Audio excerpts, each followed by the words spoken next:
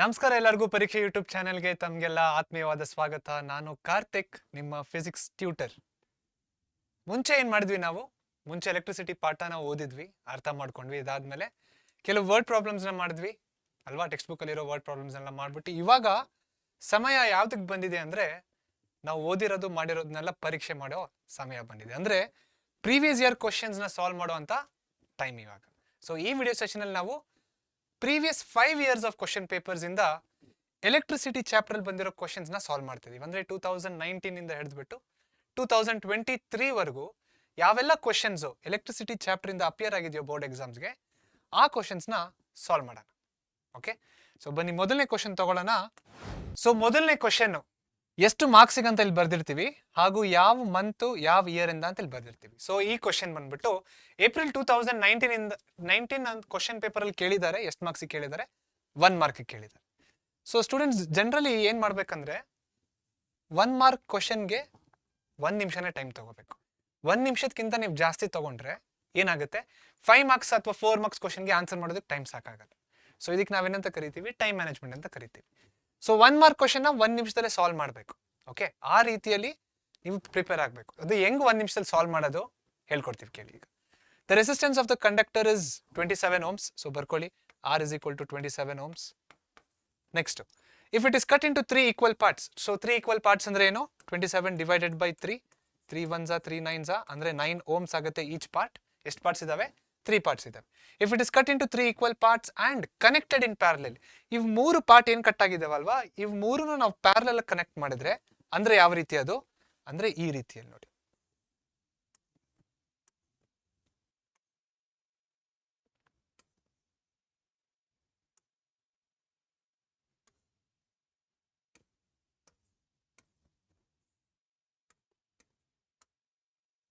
ಈ ರೀತಿ ಇದು R1. R1 ಎಷ್ಟು? 9 ohms. R2 ಇದು ಕೂಡ 9 ohms. R3 ಇದು ಕೂಡ 9 ohms. ಓಕೆ, ಈ ರೀತಿಯಲ್ಲಿ ಕನೆಕ್ಟ್ ಅಂದ್ರೆ ಪ್ಯಾರಲಲ್ ಕನೆಕ್ಟ್ ಮಾಡಿದಾಗ then its total resistance is. Total resistance ಎಷ್ಟು ಅಂತ ಕೇಳ್ತಾ ಇದ್ದಾರೆ. ಸೊ ಪ್ಯಾರಲಲ್ ಕನೆಕ್ಟ್ ಮಾಡಿದಾಗ ಟೋಟಲ್ ರೆಸಿಸ್ಟೆನ್ಸ್ ಯಾವ ರೀತಿ ಕಂಡುಹಿಡಿಯಬೇಕು? 1/RP ಅಂದ್ರೆ resistance in parallel, which is equal to 1/9 plus 1/9 plus 1/9. So 1/9 plus 1/9 plus 1/9 denominators are same. So 9 ಅಂತ ಬರ್ದ್ಬಿಡೋಣ. Add up the numerators. 1 plus 1 plus 1 is equal to 3. 3 1s are 3 3s are. So 1/RP is equal to 1/3. So therefore RP will be equal to 3 ohms. 3 ohms option ಇದೆಯಾ? Option B is the right answer. So ಈ ರೀತಿಯಲ್ಲಿ 1 mark ಕೇಳಿರೋ question less than 1 minute ಅಥವಾ 1 minute ಅಷ್ಟಲ್ಲಿ solve ಮಾಡಿದ್ರೆ you will be in good position. Okay, so 3 ohms ಮೊದಲನೇ answer. ಇಷ್ಟೊಂದು working ತೋರಿಸೋ ಅವಶ್ಯಕತೆ ಇರಲ್ಲ. MCQsಗೆ ವರ್ಕಿಂಗ್ ಅವಶ್ಯಕತೆ ಇಲ್ಲ, ಡೈರೆಕ್ಟ್ ಆನ್ಸರ್ ಅದು ಕರೆಕ್ಟ್ ಆಗಿದ್ರೆ ಸಾಕು. ಆದ್ರೆ ಈ ವರ್ಕಿಂಗ್ ನೀವು ಮಾಡಲೇಬೇಕು. ಈ ವರ್ಕಿಂಗ್ ಮಾಡಿದ್ರೆ ಕರೆಕ್ಟ್ ಆನ್ಸರ್ ಬರೋದು. ಎಲ್ಲಿ ಮಾಡ್ಬೇಕು ಈ ವರ್ಕಿಂಗ್ ನ? ರಫ್ ಶೀಟ್ ಅಲ್ಲಿ ಮಾಡಬೇಕು. All right. ಸೊ ಇದು ಮೊದಲನೇ ಪ್ರಶ್ನೆ. ನೆಕ್ಸ್ಟ್ ಪ್ರಶ್ನೆ ನೋಡೋಣ. ಇದು ಯಾವ್ದ್ರಿಂದ ಕೇಳಿದ್ದಾರೆ? ಏಪ್ರಿಲ್ 2019 ಇಂದ ಕೇಳಿದ್ದಾರೆ. ಎಷ್ಟು ಮಾರ್ಕ್ಸಿಗೆ? 2 ಮಾರ್ಕಿಗೆ. ಸೊ 2 ಮಾರ್ಕಿಗೆ ಎಷ್ಟು ನಿಮಿಷ ತಗೋಬೇಕು? ಮತ್ತೆ 2 ನಿಮಿಷ ತಗೋಬೇಕು. ಜಾಸ್ತಿ ಅಂದ್ರೆ 3 ನಿಮಿಷ, ಅದಕ್ಕಿಂತ ಜಾಸ್ತಿ ಬೇಡ. ಸೊ ಕ್ವಶನ್ ನೋಡೋಣ ಬನ್ನಿ.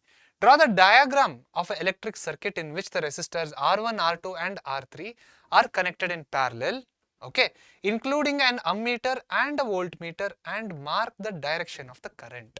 So ಇಷ್ಟೆಲ್ಲ ಕೊಟ್ಟಿದ್ದಾರೆ, ಇದನ್ನ ಡ್ರಾ ಮಾಡ್ಬೇಕು ನಾವು. ಫಸ್ಟ್ ಇಲ್ಲಿಂದ ಸ್ಟಾರ್ಟ್ ಮಾಡೋಣ. Resistance R1, R2 and R3 are connected in parallel. So ಯಾವ ರೀತಿ ಮಾಡೋದು ಅದನ್ನ? ಇದು R1, ಇದು R2, ಇದು R3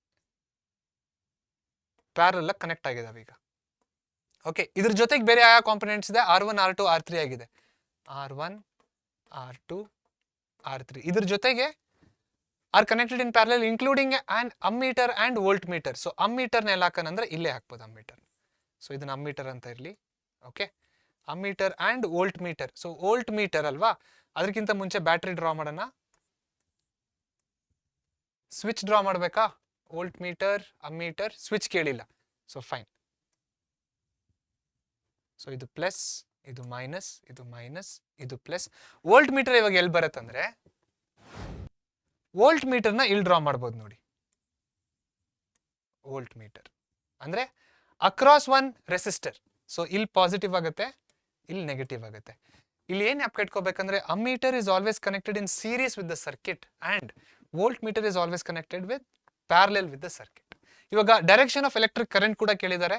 ಎಲೆಕ್ಟ್ರಿಕ್ ಕರೆಂಟ್ ಯಾವ ರೀತಿ ಫ್ಲೋ ಆಗುತ್ತೆ, opposite to the direction of electrons. Electrons ಯಾವ ರೀತಿ ಫ್ಲೋ ಆಗುತ್ತೆ, ನೆಗೆಟಿವ್ ಇಂದ ಪಾಸಿಟಿವ್ಗೆ, ಇದು electrons direction. So electric current ಹಿಂಗ್ ಫ್ಲೋ ಆಗುತ್ತೆ,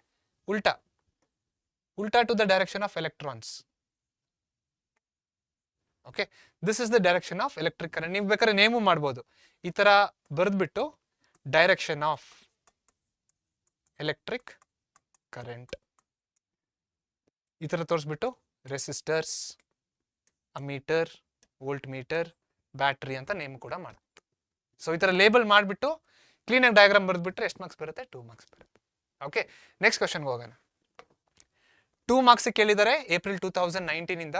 ಕ್ವಶನ್ ಏನು, it is advantages to connect electrical devices in parallel instead of connecting them in series.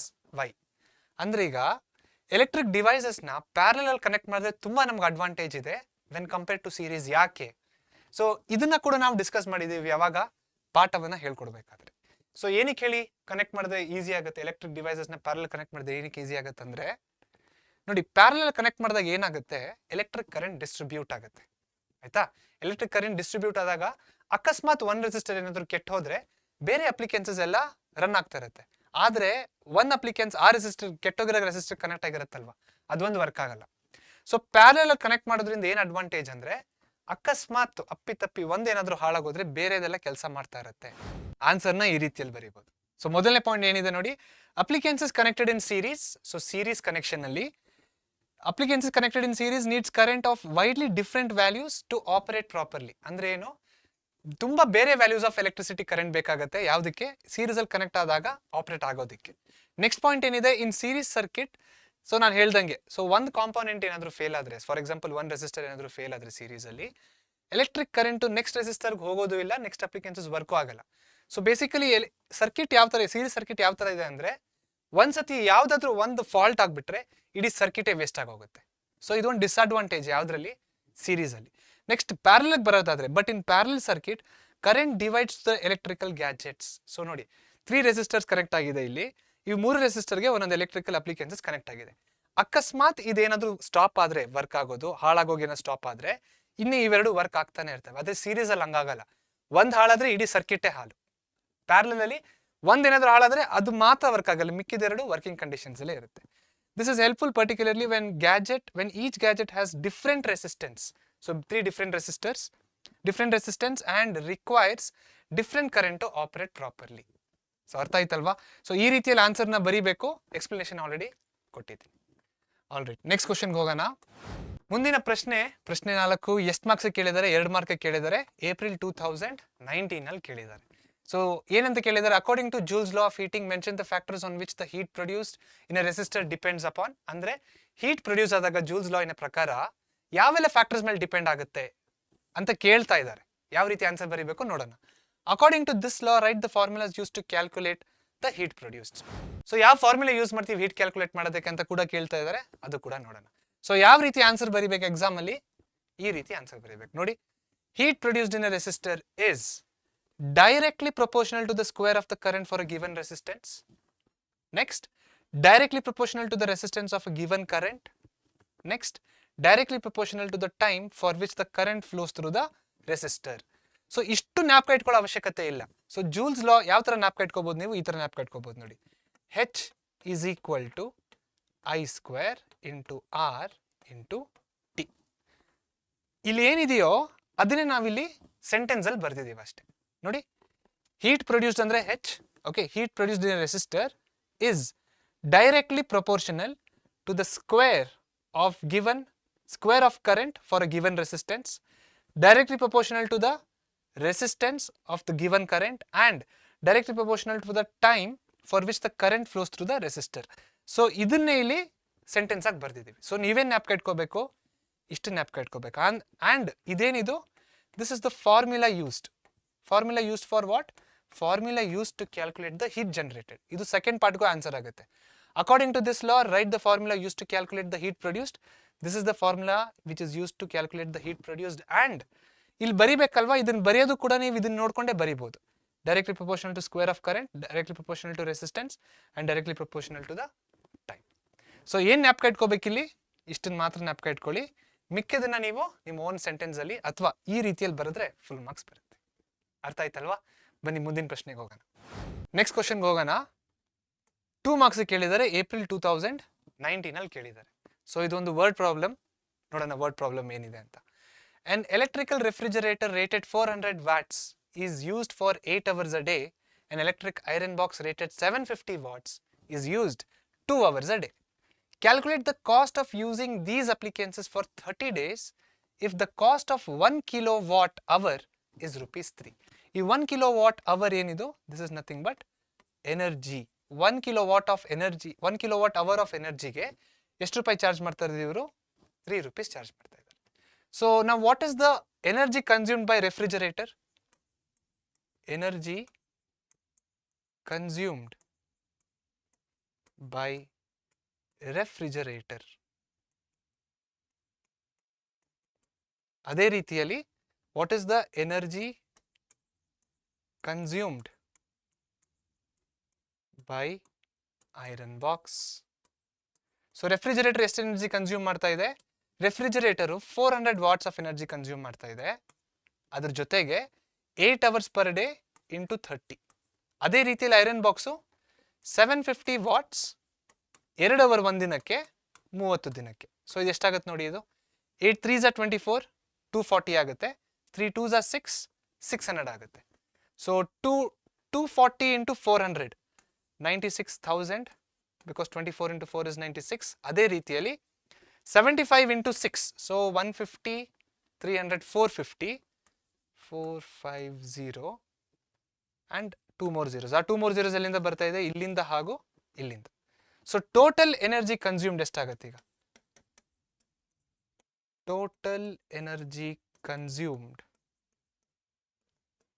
by these appliances, by these electrical appliances is equal to, so total energy ಎಷ್ಟಾಗುತ್ತೆ ನೋಡಿ?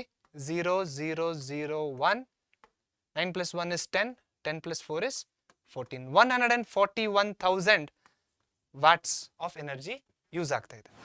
ಆದರೆ ಇಲ್ಲೇನು ಕೊಟ್ಟಿದ್ದಾರೆ ನೋಡಿ, 1 kilowatt hourಗೆ ₹3 ಅಂತ ಕೊಟ್ಟಿದ್ದಾರೆ. ಆದರೆ ನಮ್ಗೆ ಇಲ್ಲೇನು ಬಂದಿದೆ? ವ್ಯಾಟ್ ಅವರ್ ಬಂದಿದೆ ಅಷ್ಟೇ. ವ್ಯಾಟ್ ಇದೆ, ಅವರ್ ಇದೆ. ಕಿಲೋವ್ಯಾಟ್ ಕನ್ವರ್ಟ್ ಮಾಡಬೇಕಲ್ಲ, ಹೆಂಗೆ? Divide by 1000. So divide by 1000 ಮಾಡಿದಾಗ ಏನಾಗುತ್ತೆ? 1 2 3 1 2 3 which is equal to, divide ಮಾಡಿದಾಗ ನೋಡಿ 141 ಕಿಲೋವ್ಯಾಟ್ ಅವರ್ ಆಗುತ್ತೆ. ಇವಾಗ 1 ಕಿಲೋವ್ಯಾಟ್ ಅವರ್ಗೆ ಎಷ್ಟು ರೂಪಾಯಿ? ₹3. ಹಾಗಂದ್ರೆ 141 ಕಿಲೋವ್ಯಾಟ್ ಅವರ್ಗೆ 141 into 3.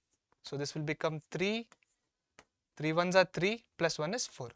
ಸೊ ₹423 ಯಾವ್ದಕ್ಕೆ ಕಟ್ಟಬೇಕು ನಾವು? ಬರೀ ರೆಫ್ರಿಜರೇಟರ್ ಮತ್ತೆ ಐರನ್ ಬಾಕ್ಸ್ ಯೂಸ್ ಮಾಡೋದಕ್ಕೆ. ಅದು 8 ಅವರ್ ಹಾಗೂ 2 ಅವರ್ ಒಂದು ದಿನಕ್ಕೆ. ಅವೆರಡು ನಾವು 1 ತಿಂಗಳು ಯೂಸ್ ಮಾಡಿದ್ರೆ ಎಷ್ಟು ರೂಪಾಯಿ ಕಟ್ಟಬೇಕು ನಾವು? ₹423 ಕಟ್ಟಬೇಕು. ಅರ್ಥ ಆಯ್ತಾ? ಇದು ನಮ್ಮ ಎಲೆಕ್ಟ್ರಿಸಿಟಿ ಬಿಲ್ ಅಲ್ಲಿ ಇನ್ಕ್ಲೂಡ್ ಆಗಿರುತ್ತೆ. ಓಕೆ, ಎಕ್ಸಾಮ್ ಅಲ್ಲಿ ಕೂಡ ಇದೇ ರೀತಿಯಲ್ಲಿ ಬರೀಬೇಕು. Energy consumed, total energy consumed. ಇದೇನಿದು divide converting watt hour into kilowatt hour. ಯಾವ ತರ? Divided by 1000. So kilowatt hours ಅಲ್ಲಿ ಬರುತ್ತೆ. 1 kilowatt hour ಆಲ್ರೆಡಿ ಕೊಟ್ಟಿದ್ದಾರೆ. So this into ₹3 will give you the total amount. ಅರ್ಥ ಆಗಿದೆ ಅಲ್ವಾ? ಆಲ್ ರೈಟ್, ನೆಕ್ಸ್ಟ್ ಪ್ರಶ್ನೆಗೆ ಹೋಗೋಣ ಬನ್ನಿ. ಸೊ 2019 ಮುಗ್ದೋಗಿದೆ. ಎಷ್ಟು ಮಾರ್ಕ್ಸ್ ಅಂತ ನೀವೇ ಲೆಕ್ಕ ಹಾಕೊಳ್ಳಿ. ನೆಕ್ಸ್ಟ್ ಈಗ 2020ಗೆ ಬಂದಿದ್ದೀವಿ ಫಾರ್ 1 ಮಾರ್ಕ್. 1 ಮಾರ್ಕಲ್ಲಿ ಕೇಳಿದ್ರೆ 2020ಅಲ್ಲಿ what is the SI unit of potential difference? So 1 mark ಕೇಳಿರೋದ್ರಿಂದ 1 ಲೈನಲ್ಲಿ ಬರೆದು ಸಾಕಾಗುತ್ತೆ. ಸೊ ಯಾವ ರೀತಿ ಬರೀಬಹುದು? SI unit of potential difference is volts. Bracket ಅಲ್ಲಿ V ಅಂತ ಬರೀರಿ. Okay, name the device use to measure the potential difference. Device use to measure potential difference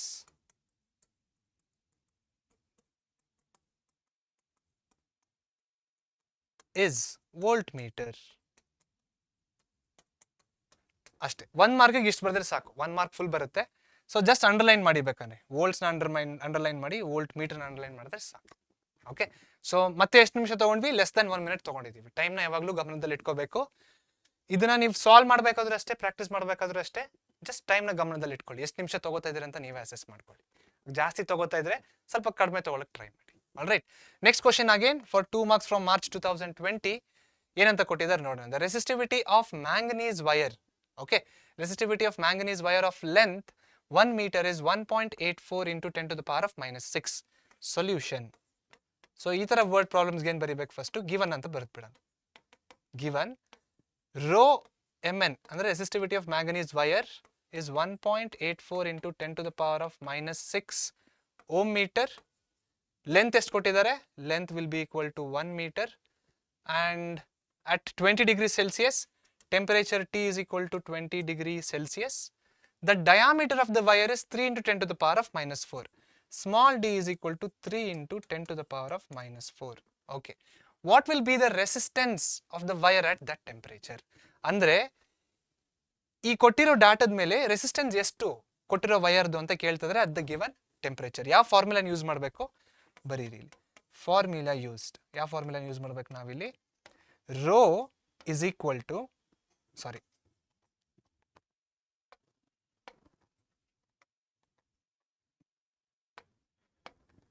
R is equal to rho into L divided by A.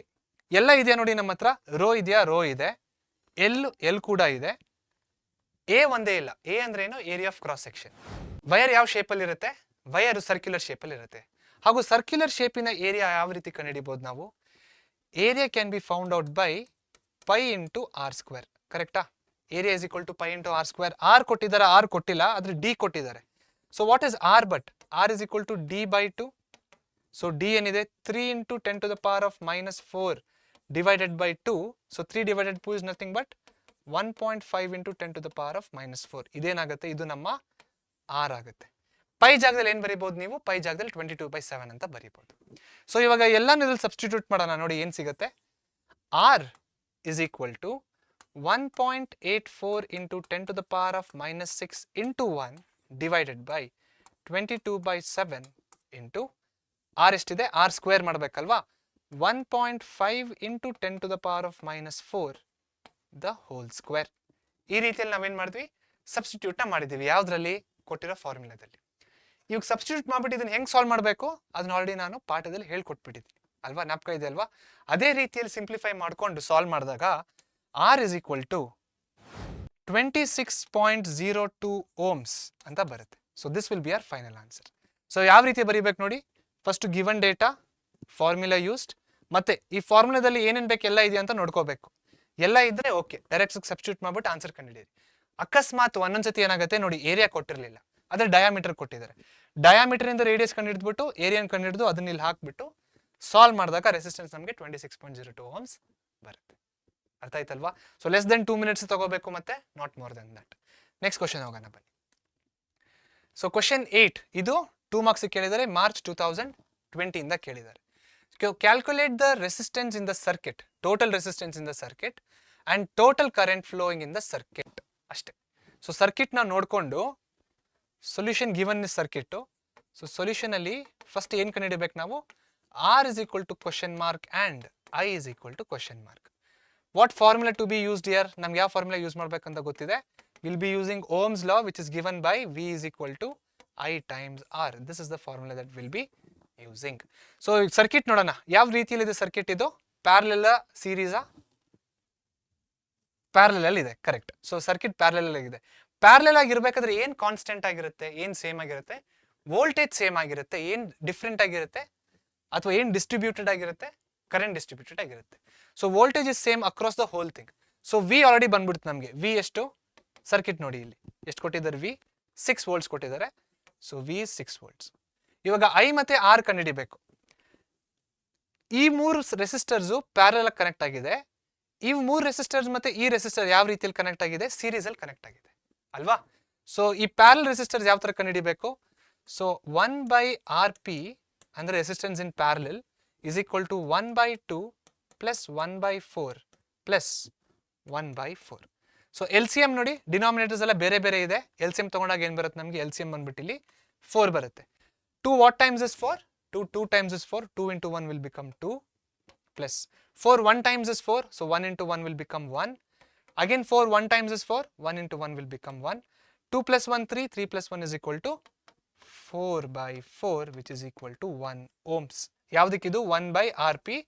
So therefore rp will be equal to 1 ohm. ಆಯ್ತಾ?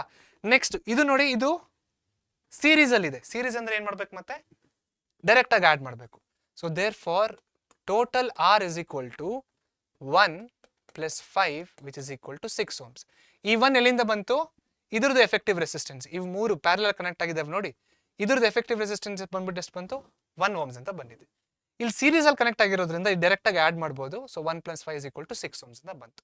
So total resistance R is equal to 6 ohms. ಇವಾಗ I ಕಂಡಿಡಿಯೋದು ತುಂಬಾ ದೊಡ್ಡ ವಿಷಯ ಅಲ್ವೇ ಅಲ್ಲ.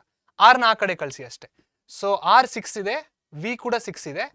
So I will be equal to V by R which is equal to 6 by 6 which is equal to 1 amperes. So this will be our total current in the circuit, and R is equal to 6 ohms is the total resistance in the circuit.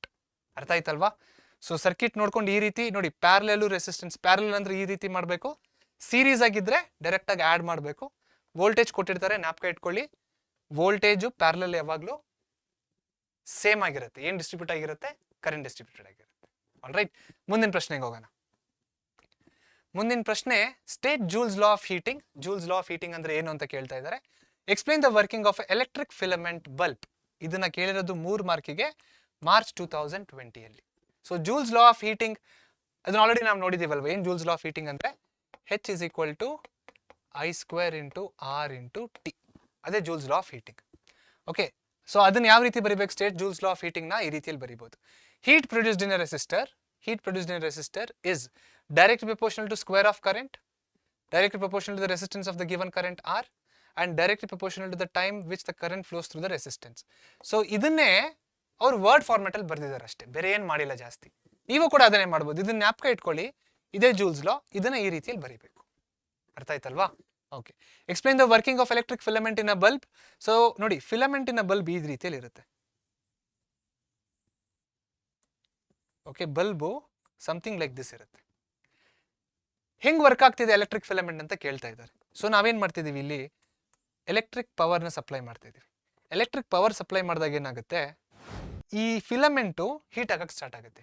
ಯಾವ್ದು ಈ filament? This filament is nothing but called as tungsten. ಏನ್ speciality tungsten filament ಅಂದ್ರೆ, tungsten ಫಿಲಮೆಂಟ್ಗೆ ತುಂಬಾ ಜಾಸ್ತಿ melting point ಇದೆ, highest melting point. ಅಂದ್ರೆ ಇದು ಮೆಲ್ಟೇ ಆಗಲ್ಲ, ಅಷ್ಟು ಬೇಕಾದ್ರೆ ಹೀಟ್ ಸಪ್ಲೈ ಮಾಡ್ಬೋದು. Okay, so electric current supply ಮಾಡಿದಾಗ ಟಂಗ್ಸ್ಟನ್ಗೆ ಹೋಗುತ್ತೆ. ಅದು ಟಂಗ್ಸ್ಟನ್ ಏನಾಗಕ್ಕೆ ಸ್ಟಾರ್ಟ್ ಆಗುತ್ತೆ? ಹೀಟ್ ಆಗಕ್ಕೆ ಸ್ಟಾರ್ಟ್ ಆಗುತ್ತೆ. ಹೀಟ್ ಆದ್ರೂ ಪರವಾಗಿಲ್ಲ, ಇದಕ್ಕೆ ತುಂಬಾ ಜಾಸ್ತಿ ಮೆಲ್ಟಿಂಗ್ ಪಾಯಿಂಟ್ ಇದೆ. ಹಾಗೂ ಬಲ್ಬಿನ ಒಳಗಡೆ ಏನಿರುತ್ತೆ, ಇಲ್ಲೆಲ್ಲ ಏರ್ ಮಾಲಿಕ್ಯೂಲ್ಸ್ ಇರುತ್ತೆ. ಯಾವ ಏರ್ ಮಾಲಿಕ್ಯೂಲ್ಸು? ಆಕ್ಸಿಜನ್ ಅಲ್ಲ, ಇಲ್ಲಿ ಐದರ್ ನೈಟ್ರೋಜನ್ ಯೂಸ್ ಮಾಡಿರ್ತಾರೆ ಅಥವಾ ಆರ್ಗಾನ್ನ ಯೂಸ್ ಮಾಡಿರ್ತಾರೆ. ಓಕೆ, ಸೊ ಇದೇನ್ ಮಾಡುತ್ತೆ, ಹೀಟಿಂಗಿಗೆ ಇದು ಕೆಮಿಕಲಿ ಇನ್ಆಕ್ಟಿವ್ ಹೀಟ್ಗೆ. ಸೊ ಅದು ಆ ಕಾರಣಕ್ಕೋಸ್ಕರ ಇದನ್ನ ಯೂಸ್ ಮಾಡ್ತಾರೆ. ಸೊ ಇದು ಹೀಟ್ ಆಗ್ಬಿಟ್ಟು ಏನಾಗುತ್ತೆ, ಲೈಟ್ ಎಮಿಟ್ ಮಾಡಕ್ಕೆ ಸ್ಟಾರ್ಟ್ ಆಗುತ್ತೆ. ಇದೇ ಯಾವ್ದ್ರ ವರ್ಕಿಂಗ್? ಇದು ಎಲೆಕ್ಟ್ರಿಕ್ ಫಿಲಮೆಂಟಿನ ವರ್ಕಿಂಗು. ಯಾವ ರೀತಿ ಬರಿಬೇಕು ಅಂತ ನೋಡೋಣ ನೋಡಿ. ಸೊ ಇದನ್ನ ಅಳಿಸ್ಬಿಡ್ತೀನಿ, ಅವಾಗ ಕ್ಲೀನಾಗಿ ಕಾಣಿಸುತ್ತೆ.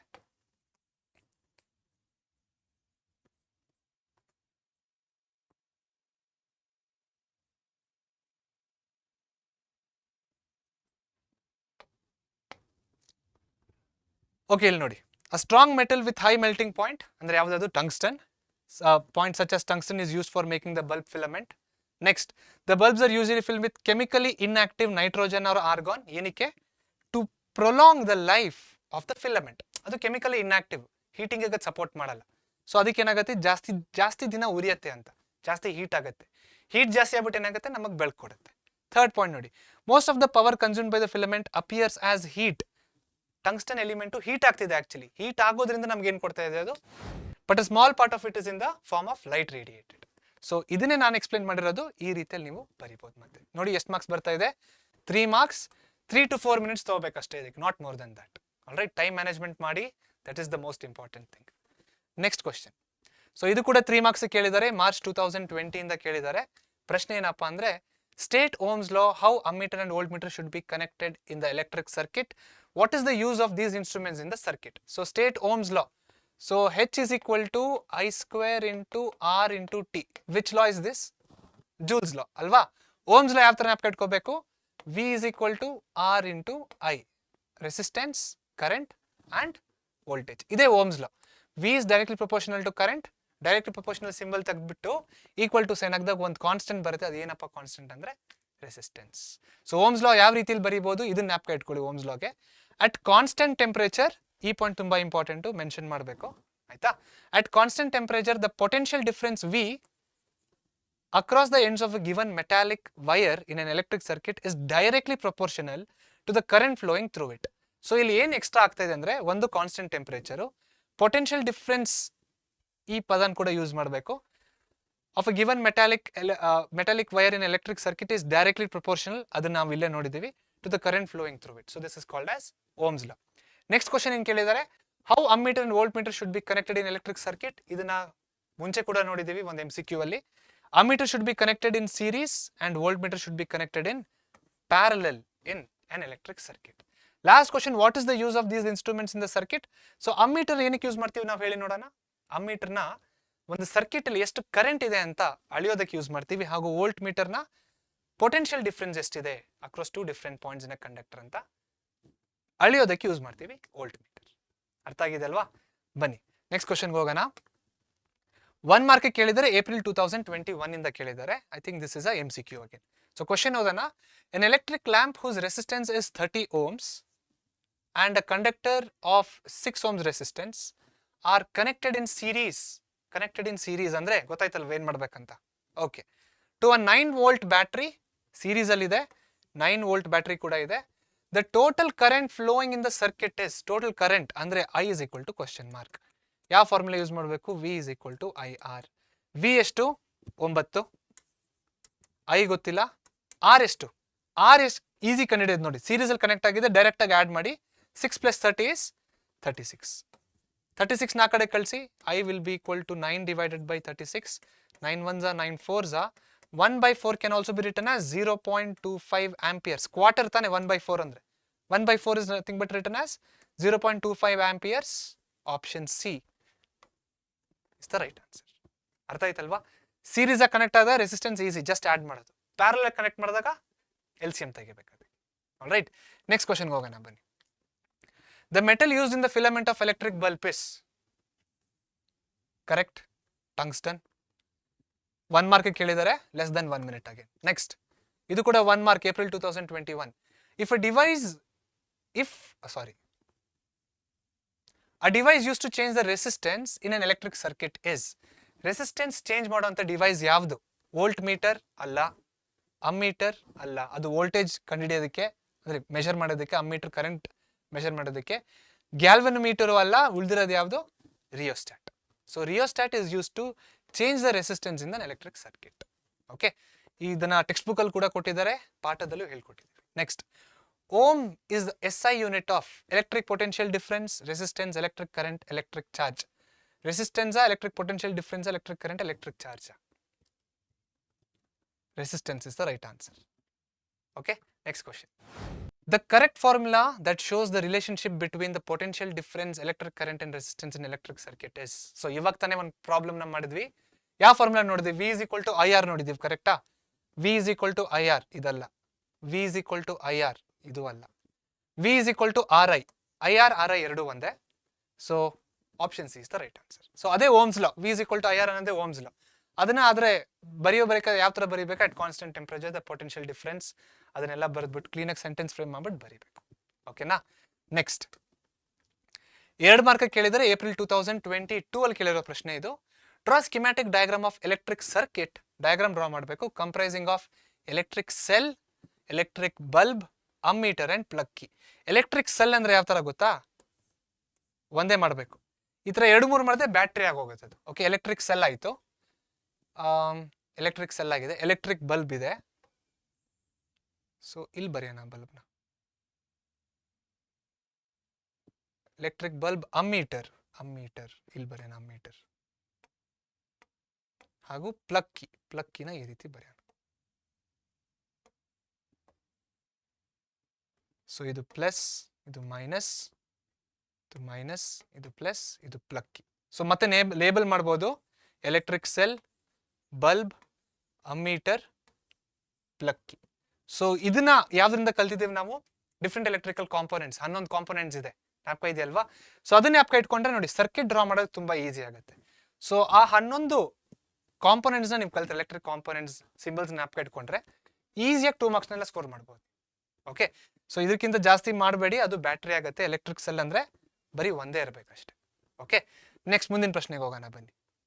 4 ಮಾರ್ಕ್ ಕೇಳಿದ್ದಾರೆ, ಏಪ್ರಿಲ್ 2022 ಅಲ್ಲಿ ಕೇಳಿದ್ದಾರೆ. ಏನಿದೆ ಪ್ರಶ್ನೆ ಇದು?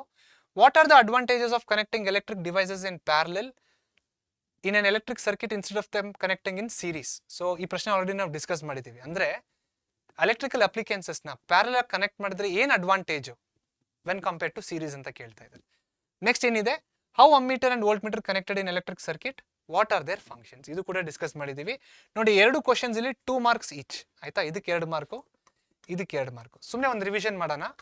ಏನಕ್ಕೆ ಎಲೆಕ್ಟ್ರಿಕಲ್ ಡಿವೈಸಸ್ ನ ಪ್ಯಾರಲಲ್ ಕನೆಕ್ಟ್ ಮಾಡಬೇಕು? ಸೊ ಪ್ಯಾರಲಲ್ ಕನೆಕ್ಟ್ ಮಾಡಿದಾಗ ಏನಾಗ್ತದೆ ಅಂದ್ರೆ ವೋಲ್ಟೇಜ್ ಸೇಮ್ ಇರುತ್ತೆ, ಎಲೆಕ್ಟ್ರಿಕ್ ಕರೆಂಟ್ ಏನಾಗ್ತಾ ಇರುತ್ತೆ ಡಿಸ್ಟ್ರಿಬ್ಯೂಟ್ ಆಗಿರುತ್ತೆ. ಅಕಸ್ಮಾತ್ ಒಂದೇನಾದ್ರೂ ಹಾಳಾಗೋದ್ರು ಇನ್ನೆರಡು ಎಫೆಕ್ಟ್ ಆಗಲ್ಲ, ಅದು ಮಾತ್ರ ಹಾಳಾಗಿರುತ್ತೆ. ಅದೇ ಸೀರೀಸ್ ಅಲ್ಲಿ ಕನೆಕ್ಟ್ ಮಾಡಿದ್ರೆ ಒಂದ್ ಹಾಳಾದ್ರೆ ಇಡೀ ಸರ್ಕಿಟೇ ಹಾಳಾಗಿ ಹೋಗುತ್ತೆ. ಆಯ್ತಾ? ಇದು ಅಡ್ವಾಂಟೇಜ್ ಪ್ಯಾರಲಲ್ ಕನೆಕ್ಟ್ ಮಾಡೋದ್ರಿಂದ. ಅಮ್ಮೀಟರ್ ಮತ್ತೆ ವೋಲ್ಟ್ ಮೀಟರ್ ಯಾವ ತರ ಕನೆಕ್ಟ್ ಆಗಿರಬೇಕು? ಅಮ್ಮೀಟರ್ ಸೀರೀಸ್ ಅಲ್ಲಿ ಕನೆಕ್ಟ್ ಆಗಿರಬೇಕು, ವೋಲ್ಟ್ ಮೀಟರ್ ಪ್ಯಾರಲಲ್ ಕನೆಕ್ಟ್ ಆಗಿರಬೇಕು. ಏನಿವೆರಡು functions? Ammeter is use to measure the electricity, volt meter is use to measure the voltage difference. Okay, so ಯಾವ ರೀತಿ ಬರೀಬೇಕು ಆನ್ಸರ್ನ? ಸೇಮ್ ಆನ್ಸರ್ ಹಾಗೂ ಈ ರೀತಿಯಲ್ಲಿ ಬರೀಬೇಕು. ಓಕೆ, ಒಂದು ಸ್ಕ್ರೀನ್ ಶಾಟ್ ತಗೊಳ್ಳಿ. ಇದನ್ನ ಮುಂಚೆನೆ ಡಿಸ್ಕಸ್ ಮಾಡಿದ್ದೀವಿ, ರಿವಿಷನ್ ಆಗಿತ್ತು ಮತ್ತೆ. ಓಕೆ, ನೆಕ್ಸ್ಟ್ ಕ್ವಶನ್ 1 ಮಾರ್ಕ್ ಕೇಳಿದರೆ, ಏಪ್ರಿಲ್ 2023 ಅಲ್ಲಿ ಕೇಳಿದ್ದಾರೆ. ಏನಿದೆ ಕ್ವಶನ್? The device use to measure the rate of current in a circuit. Just ಇವಾಗ ಡಿಸ್ಕಸ್ ಮಾಡಿದ್ವಿ. ಯಾವ್ದು answer? Yes, ammeter is the right answer. Okay, next one 2 marks ಕೇಳಿದರೆ, ಏಪ್ರಿಲ್ 2023 ಇಂದ ಕೇಳಿದರೆ. Write the symbols of the following components used in an electric circuit. ಮತ್ತೆ ನೋಡಿ ಆ 11 symbols ನ ನೀವು ಜ್ಞಾಪಕ ಇಟ್ಕೊಂಡ್ರೆ 2 ಮಾರ್ಕ್ ಈ ರೀತಿಯಲ್ಲಿ ಕ್ವಶನ್ ಕೇಳ್ತಾರೆ, ಅಥವಾ ಸರ್ಕಿಟ್ ನೇ ಬರೀರಿ ಅಂತ ಕೇಳ್ತಾರೆ. ಸೊ ರಿಯೋಸ್ಟಾಟ್ ನ ಯಾವ ರೀತಿಯಲ್ಲಿ ತೋರಿಸಬಹುದು ನಾವು? ರಿಯೋಸ್ಟಾಟ್ ನ ಈ ರೀತಿಯಲ್ಲಿ ತೋರಿಸಬಹುದು. ಓಕೆ, ಅಥವಾ ಈ ರೀತಿಯಲ್ಲಿ ತೋರಿಸಬಹುದು. ಆರ್ ಎರಡು ಕರೆಕ್ಟ್, ಇದು ಕೂಡ ಕರೆಕ್ಟ್, ಇದು ಕೂಡ ಕರೆಕ್ಟ್. ಟೆಕ್ಸ್ಟ್ ಬುಕ್ ಅಲ್ಲಿ ಇದು ಕೊಟ್ಟಿದ್ದಾರೆ, ಸೊ ಮೇ ಬಿ ನೀವು ಇದನ್ನೇ ಫಾಲೋ ಮಾಡಬೇಕು. ಓಕೆ, ಸೊ ಸೆಕೆಂಡ್ ಯಾವ್ದಿದೆ? Wires crossing without joining. So ನೋಡಿ ಹಿಂಗೊಂದು ವೈರ್ ಆಗಿದೆ, ಇವಾಗ ಇನ್ನೊಂದು ವೈರ್ ಪಾಸ್ ಆಗ್ತಿದ್ದಾರೆ, ಜಾಯ್ನ್ ಆಗ್ತಾ ಇಲ್ಲ ಅದು. ಸೊ ಇದ್ರ ಮೇಲ್ಗಡೆ ಹೋಗ್ತಾ ಇದೆ ಅಂತ ತೋರಿಸುತ್ತೆ. So this is the answer for second one. ನೋಡಿ 2 ಸಿಂಪಲ್ ಲೈನ್ ಡಯಾಗ್ರಾಮ್ಸ್ ಡ್ರಾ ಮಾಡ್ಬಿಟ್ರೆ ಆರಾಮಾಗಿ 2 ಮಾರ್ಕ್ ಬರುತ್ತೆ ಅಲ್ವಾ? ಸೊ ಈ ಸಿಂಬಲ್ಸ್ ಎಲ್ಲ ತುಂಬಾ ಇಂಪಾರ್ಟೆಂಟ್, ಜ್ಞಾಪಕ ಇಟ್ಕೊಳ್ಳಿ. ಸರ್ಕಿಟ್ ಆದ್ರೂ ಕೇಳ್ತಾರೆ ಅಥವಾ ಈ ತರ ಕ್ವಶನ್ಸ್ ಆದ್ರೂ ಕೇಳ್ತಾರೆ. All right, next question 3 marks ಕೇಳಿದರೆ, ಏಪ್ರಿಲ್ 2023 ಅಲ್ಲಿ ಕೇಳಿದ್ದಾರೆ. State Ohm's law. What is Ohm's law again? V is equal to IR. Okay, on which factors does the resistance of a conductor depend? ಅದನ್ನ ನೋಡೋಣ. Mention the SI unit of electric power. SI unit of electric power ಏನ್ ಬರುತ್ತೆ? Watts ಬರುತ್ತೆ. WATT watt. Okay, so state Ohm's law. So same thing. At constant temperature, potential difference V across the ends of a given metallic wire in an electric circuit is directly proportional to the current flowing through it. So V is equal to IR. ಇಲ್ಲಿ directly proportional ಇರುತ್ತೆ. ಆ directly proportional symbol ತೆಗೆದಾಕಿದಾಗ ಒಂದು constant ಬರುತ್ತೆ. ಆ constant ಏನದು? Resistance. So this is called as Ohm's law. On which factors that resistance of a conductor depend? So rho is equal to, sorry ಇದಲ್ಲ, R is equal to rho into L divided by A. Okay, ಇಲ್ಲಿ rho ಬಂದ್ಬಿಟ್ಟು constant of proportionality, ಅದನ್ನ ಬಿಟ್ಬಿಡಿ. Next ನೋಡಿ, R is directly proportional to L, R is inversely proportional to A, and sometimes on the nature of the material also. ಅದನ್ನೇ ಬರ್ತಿದ್ದೀವಿ. So ಏನದು? On which factors does resistance of a conductor depend? The resistance of conductor depend upon the length of the conductor, directly proportional. Area of the cross section of the conductor, that is inversely proportional. Nature of the material, ಅದು ಕೂಡ discuss ಮಾಡಿದ್ವಿ. ಅದ್ರ ಜೊತೆಗೆ the temperature. So ಅದಕ್ಕೆ ಇಲ್ಲಿ ಏನು use ಮಾಡಿದ್ದಾರೆ? At constant temperature. So temperature ಮೇಲೆ ಕೂಡ ಡಿಪೆಂಡ್ ಆಗುತ್ತೆ. ಈ ಕ್ವಶನ್ ಆನ್ಸರ್ ಮಾಡಿದೀವಿ already. What is the SI unit of electric power? It is watt and it is represented by W, capital W. So only 3 marks, very simple and easy. Alva? Next question. Again 3 marks in April 2023. State Joule's law of heating. H is equal to I square R into T. That is Joule's law of heating. Okay. How is fuse connected in the circuit? Fuse is connected in series to the circuit. Okay. Fuse is connected in series to the circuit. Next. Name the metal used in filament and the gas filled in electric bulb. Metal used in filament ಯಾವುದು? Tungsten. Gas used in electric bulb nitrogen or argon. So ಏನಾಗ್ತಿದೆ ನೋಡಿ, previous ಅಲ್ಲಿ ನಾವು ಯಾವ್ಯಾವ questions ನ solve ಮಾಡಿದೀವೋ ಅದೇ questions mix ಮಾಡ್ಬಿಟ್ಟು repeat ಮಾಡ್ತಾ ಇದ್ದಾರೆ. ಓಕೆ, ಯಾವ ರೀತಿ ಆನ್ಸರ್ ಬರೀದಿದ್ದಕ್ಕೆ? Joule's law. So heat in resistance is directly proportional to square of current, resistance and time. Fuse is connected in series, ಅದು ಆಲ್ರೆಡಿ ಅಷ್ಟೇ ಆನ್ಸರ್, ಅದಕ್ಕೆ ಅದನ್ನ ವರ್ಡ್ ಅಲ್ಲಿ ಬರೀಬೇಕು ನೀವು. Name the metal and filament used, so that is tungsten and nitrogen or argon. So the fuse is connected in series with the circuit. The metal used in filament is tungsten and the gas filled in the electric bulb are nitrogen or argon. ನಾನು ಇಲ್ಲಿ ಬರೀ symbols ಬರ್ತಿದ್ದೆ. Okay, next ಕ್ವಶನ್ಗೆ ಹೋಗೋಣ. 22nd question 3 marks ಕೇಳಿದ್ದಾರೆ, April 2023 ಅಲ್ಲಿ ಕೇಳಿದ್ದಾರೆ. So question ಏನಿದೆ, the resistors R1, R2, R3 have the values 10 ohms, 20 ohms and 60 ohms respectively. Okay, R1 10, R2 20, R3 60, which have been parallelly connected to a battery of 24 volts. Battery ಯಾವ ರೀತಿ ಬರೀಬೇಕು ಗೊತ್ತಲ್ವಾ? Okay, 24 volts in an electric circuit. Then calculate. So first ಇದನ್ನ construct ಮಾಡೋಣ. ಏನ್ನ? So ನೋಡ್ತಿದ್ದೀರಲ್ಲ ಡಯಾಗ್ರಾಮ್ನ, ಈ ರೀತಿ ಡಯಾಗ್ರಾಮ್ನ construct ಮಾಡಬೇಕು ಕ್ವಶನ್ನ ನೋಡಿಕೊಂಡು. ಓಕೆ, ಮುಂದಿನ ಸ್ಲೈಡಿಗೆ ಬಂದಿದ್ದೀವಿ, ಅಲ್ಲಿ ಜಾಸ್ತಿ ಜಾಗ ಇರಲಿಲ್ಲ, 3 ಸಬ್ ಕ್ವಶನ್ ಸಾಲ್ವ್ ಮಾಡ್ಬೇಕು ನಾವು. ಸೊ ಮೊದಲನೇ ಸಬ್ ಕ್ವಶನ್ ಸಾಲ್ವ್ ಮಾಡೋಣ ನೋಡಿ. Find the current in each of the resistance ಅಂತ ಕೇಳಿದ್ದಾರೆ. ಯಾವ್ದನ್ನ ಯಾವ ರೀತಿ ಕಂಡುಹಿಡಿಬೇಕು? ನಾವು ಫಾರ್ಮುಲಾ ಯೂಸ್ ಮಾಡಬೇಕಾಗಿರೋದು V is equal to IR. Parallel ಆಗಿರೋದ್ರಿಂದ voltage will be constant. So I will be equal to V by R. Correct, I will be equal to V by R. ಇವಾಗ I1 ಬೇಕಂದ್ರೆ ಏನ್ ಮಾಡ್ಬೇಕು ನಾನು? I1 will be equal to V ಎಷ್ಟಿದೆ? 24 ಇದೆ. R ಎಷ್ಟಿದೆ? 10 ಇದೆ. So I1 will be equal to 2.4 amperes. Okay, ಸ್ವಲ್ಪ ಈ ಕಡೆ ಬರೀಬೇಕಾಗಿತ್ತು. Okay, 2.4 amperes. I2 ಕಂಡುಹಿಡಿಬೇಕಂದ್ರೆ ಸೇಮ್ ಥಿಂಗ್, V ಜಾಗದಲ್ಲಿ 24, R ಜಾಗದಲ್ಲಿ ಎಷ್ಟು ಬರೀಬೇಕು? 20. ಸೊ 2 into 10 ಅಂತ ಅನ್ಕೊಳ್ಳೋಣ. 20 ಏನಂತ ಅನ್ಕೊಳ್ಳೋಣ? 2 into 10 ಅಂತ ಅನ್ಕೊಂಡು 2 1s are 2 12s are 12 divided by 10. 12 divided by 10 is 1.2 amperes. ಇದು I2 ಆಗುತ್ತೆ. I3 ಯಾವ ರೀತಿ ಕಂಡುಹಿಡಿಬೇಕು? 24 divided by 60. So 24 divided by 60 ಎಷ್ಟು ಬರುತ್ತೆ? 6 divided by 15 ಎಷ್ಟು ಬರುತ್ತೆ? 0.4 ಆಂಪಿಯರ್ಸ್ ಬರುತ್ತೆ. ಸೊ I1, I2, I3 ಇದೆ ನಮ್ಮ ಆನ್ಸರ್ ಯಾವುದಕ್ಕೆ? ಫಸ್ಟ್ ಸಬ್ ಕ್ವಶನ್ಗೆ. ಸೆಕೆಂಡ್ ಸಬ್ ಕ್ವಶನ್ ಅಲ್ಲಿ ಏನಿದೆ ಅಂದ್ರೆ ಕ್ಯಾಲ್ಕುಲೇಟ್ ದ ಟೋಟಲ್ ರೆಸಿಸ್ಟೆನ್ಸ್ ಅಂತ ಇದೆ. Okay, calculate the total resistance ಯಾವ ತರ ಕಂಡುಹಿಡಿಯೋದು ನಾವು? ಸೊ ಸೆಕೆಂಡ್ ಸಬ್ ಕ್ವಶನ್ ಒಂದ್ಸತಿ ನೋಡ್ಬಿಡೋಣ. Second sub question, calculate the total current in the circuit. Okay, total current in the circuit, I will be equal to I1 plus I2 plus I3. So I again will be equal to 2.4 plus 1.2 plus 0.4. ಎಷ್ಟು ಬರುತ್ತೆ? 2.4 plus 1.2 3.6. 3.6 plus 0.4, I will be equal to 4.0 ampere. So this is the total current in the circuit. Next ನಮ್ಗೆ ಏನು ಕೇಳ್ತಾ ಇದ್ದಾರೆ? Total resistance ಕೇಳ್ತಾ ಇದ್ದಾರೆ. ಕರೆಕ್ಟಾ? The total resistance of the circuit is ಎಷ್ಟು ಅಂತ ಕೇಳ್ತಾ ಇದೆ. ಸೊ ಟೋಟಲ್ ರೆಸಿಸ್ಟೆನ್ಸ್ ಯಾವ ರೀತಿಯಲ್ಲಿ ಕಂಡುಹಿಡಿಬಹುದು? V is equal to IR use ಮಾಡೋಣ. ಮತ್ತೆ number 3, V is equal to IR. R ಕಂಡುಹಿಡಿಬೇಕು. R is equal to V by I. So V ಎಷ್ಟು ಬರ್ತಾ ಇದೆ? V ಬಂದ್ಬಿಟ್ಟು 24 volts divided by I ಎಷ್ಟು ಬರ್ತಾ ಇದೆ? 4. So 4 1s are 4 6s are. Therefore R will be equal to 6 ohms. This is the end of the question. ಅರ್ಥ ಆಯ್ತಲ್ವಾ? ನೋಡಿ, ಓಮ್ಸ್ ಲಾನೇ ಜಾಸ್ತಿ ಯೂಸ್ ಮಾಡ್ತೀವಿ. V is equal to IR. ಇಲ್ಲಿ I1, I2, I3 ಆಡ್ ಮಾಡ್ಬಿಟ್ಟು ಟೋಟಲ್ ಕರೆಂಟ್ ಆಗುತ್ತೆ. ಮತ್ತೆ total ರೆಸಿಸ್ಟೆನ್ಸ್ಗೆ ಮತ್ತೆ V is equal to IR use ಮಾಡ್ಬಿಟ್ಟು ನಮ್ಗೆ ಏನು ಬಂತು? R is equal to 6 ohms ಅಂತ ಬಂದಿದೆ. ಸೊ ಈ ರೀತಿಯಲ್ಲಿ ಕ್ಲೀನಾಗಿ ಡಯಾಗ್ರಾಮ್ ಡ್ರಾ ಮಾಡಿ ಸ್ಟೆಪ್ ಬೈ ಸ್ಟೆಪ್ ಬರೆದ್ಬಿಟ್ರೆ will be getting the full marks. So ಇಲ್ಲಿಗೆ 10th ಸ್ಟ್ಯಾಂಡರ್ಡಿನ ಮೊದಲನೇ ಚಾಪ್ಟರ್ ಫಿಸಿಕ್ಸ್ ಅಲ್ಲಿ electricity, which is very important. ತುಂಬಾ ಜಾಸ್ತಿ ವೇಟೇಜ್ ಇದೆ ಫಿಸಿಕ್ಸ್ ಚಾಪ್ಟರ್ ಎಲೆಕ್ಟ್ರಿಸಿಟಿಗೆ. ಸೊ ತುಂಬಾ ಇಂಪಾರ್ಟೆಂಟ್ ಚಾಪ್ಟರ್ನ ಕವರ್ ಮಾಡಿದ್ವಿ with the basics, with the problems, with the PYQs. So ಎಲ್ಲ ರೀತಿಯಲ್ಲಿ ನಾವು ನಿಮಗೆ ಕೊಟ್ಟಿದ್ದೀವಿ. ನೀವೇನು ಮಾಡಬೇಕು? ಇದನ್ನು ತುಂಬ ಚೆನ್ನಾಗಿ ಯೂಟಿಲೈಸ್ ಮಾಡಿಕೊಂಡು ಬೇರೆ ಯಾರಿಗಾದ್ರೂ ಇದನ್ನು ಶೇರ್ ಮಾಡಿ. ತುಂಬ ಜನ ನೋಡ್ತಾ ಇರ್ತಾರೆ ಒಳ್ಳೆ ಕ್ಲಾಸಸ್ ಎಲ್ಲಿ ಸಿಗುತ್ತೆ ಅಂತ. ಸೊ ಇದನ್ನು ಶೇರ್ ಮಾಡಿ, ಅವರು ಕೂಡ ಹೆಲ್ಪ್ ಆಗುತ್ತೆ. Thank you so much. ಮತ್ತೆ ನಾವು ನೆಕ್ಸ್ಟ್ ಪಾಠ ಅಲ್ಲಿ ಮೀಟ್ ಆಗೋಣ. ಅಲ್ಲಿವರೆಗೂ ಟೇಕ್ ಕೇರ್ ಅಂಡ್ ಸಬ್ಸ್ಕ್ರೈಬ್ ಪರೀಕ್ಷೆ ಯೂಟ್ಯೂಬ್ ಚಾನಲ್.